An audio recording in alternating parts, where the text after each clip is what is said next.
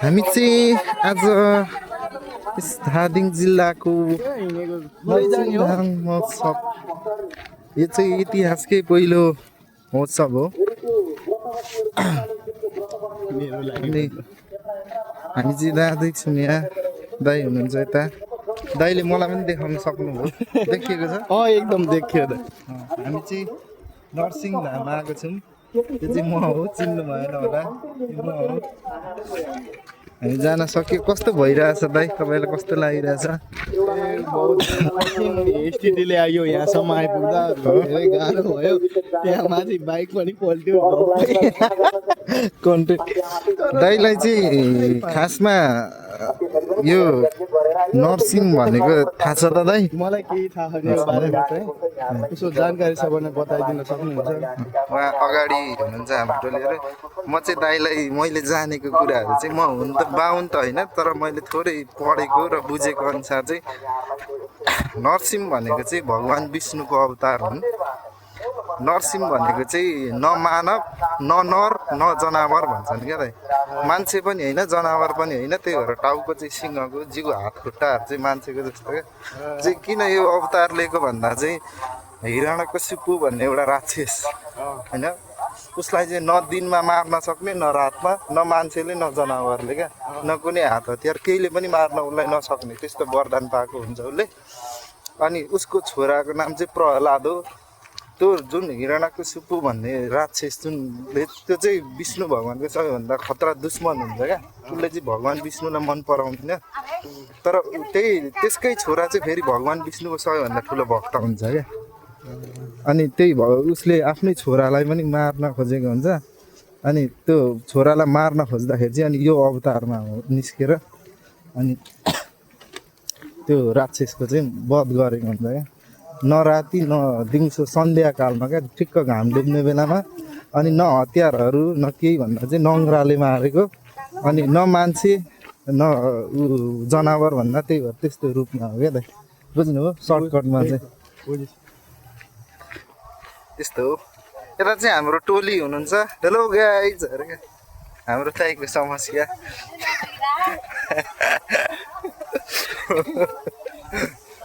So guys हामी चाहिँ यता छौँ, यता छौँ हामी, तपाईँ देख्न सक्नुहुन्छ। तपाईँहरू दाइ र म चाहिँ हिँडिरहेको छौँ, आजै न कहाँ हिँडेको भनेर तपाईँहरूले भन्नु होला। हामी चाहिँ फाइनल्ली आफ्नो कस्तो भइरहेछ त भाउजू तपाईँलाई यो अनुभव नरसिंहधामको? चस्मा लाएर हेर्नु न, जसले गर्छ रहर उसको जान्छ गोठको बहर। सो हामी चाहिँ फाइनल्ली आइसकेको छौँ। त्यहाँ पर हो धाम चाहिँ, त्यहाँनिर देख्न सक्नुहुन्छ तपाईँ, वहाँनिर देख्नुहुन्छ। हामी चाहिँ यहाँ आइसकेको छौँ, एन्ट्री भइसकेको छ हाम्रो। यहाँ चाहिँ हाम्रो भक्तजनहरू आउनु पनि हुँदैछ, जानु पनि हुँदैछ। यहाँ चाहिँ गौशाला रहेछ, गाई हाम्रो गौमाताहरू। हजुर, गौशाला बजार।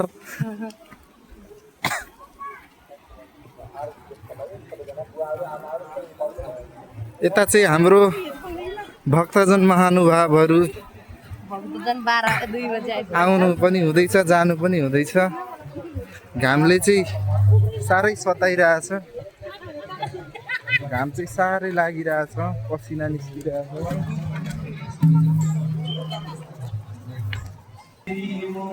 फाइनल्ली हामी चाहिँ आइपुगेको छौँ यहाँ तल, तपाईँहरू देख्न सक्नुहुन्छ। र ऐना पनि रहेछ,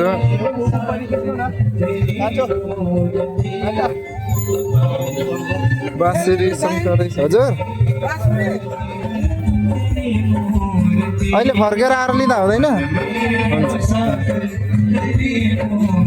यस्तो फाइनल्ली सुविधा छ कि छैन? यहाँ चाहिँ यदि कोही आउन चाहनुहुन्छ भने भगवान्को भक्ति गर्ने ओन्ली केटीहरू मात्र मसँग आउन सक्नुहुन्छ केटाहरूसँग चाहिँ म खासै अब हिँड्दिनँ एकचोटि आइसक्यो हो कि होलसेल है होलसेल ब्याग 290 विन्टर ज्याकेट 390 कुरो चाहिँ फाइनल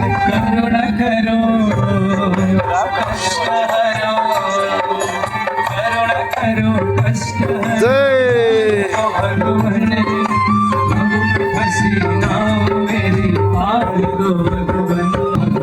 यहाँ चाहिँ हाम्रो बाहुन भाइहरू पनि रहेछन्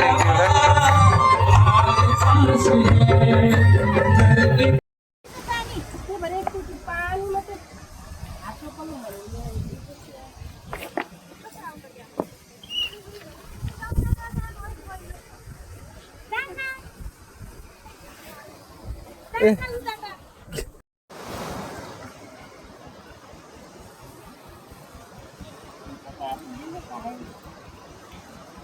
कसरी खिच्ने हो त्यो पनि बाङ्गो भयो किलो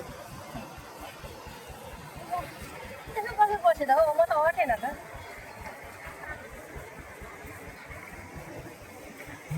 जानुहोस् यहाँ चाहिँ हाम्रो बोटिङ टोलीहरू हुनुहुन्छ बोटिङ गर्ने रे उहाँहरू चाहिँ ल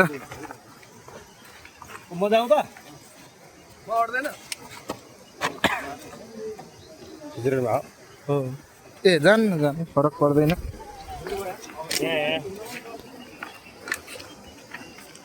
म चाहिँ चप्पलै सुत्दा छिर्दिन्छु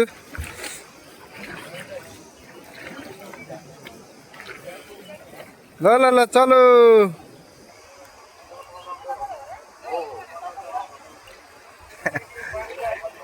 हाम्रो भाउजूलाई बमेट आउँछ झ्यालको सिट राखिदिनु है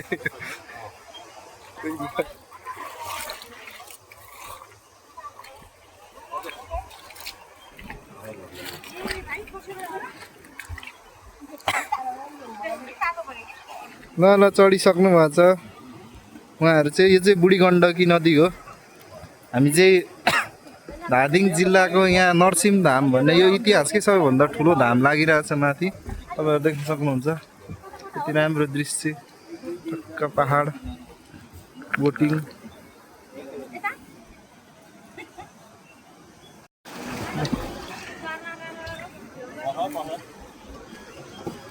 ए यहाँ ठोकिन्छ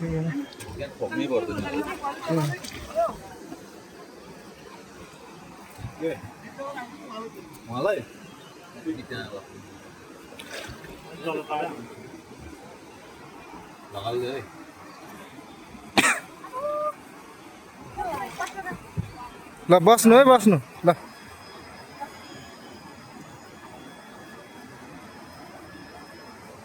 ल ल ल झ्यालको सिट चलो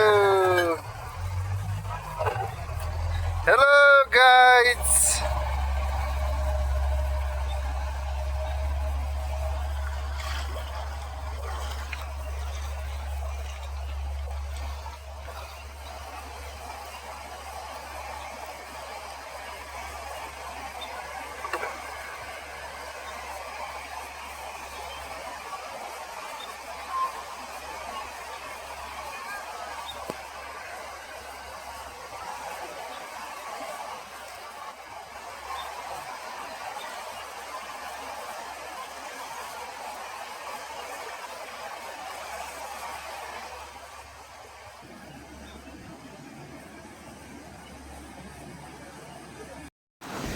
यहाँ चाहिँ यो बुढी गण्डकी नदीमा छौँ हामी चाहिँ यहाँ भाउजूहरू चाहिँ बोटिङ गरिरहनु भएको छ तपाईँहरू देख्न सक्नुहुन्छ कति राम्रो दृश्य छ सुन्दर दृश्य आहा यताबाट चाहिँ आँखु खोला यहाँबाट चाहिँ यस्तरी मिसिरहेको छ यताबाट चाहिँ बुढी गण्डकी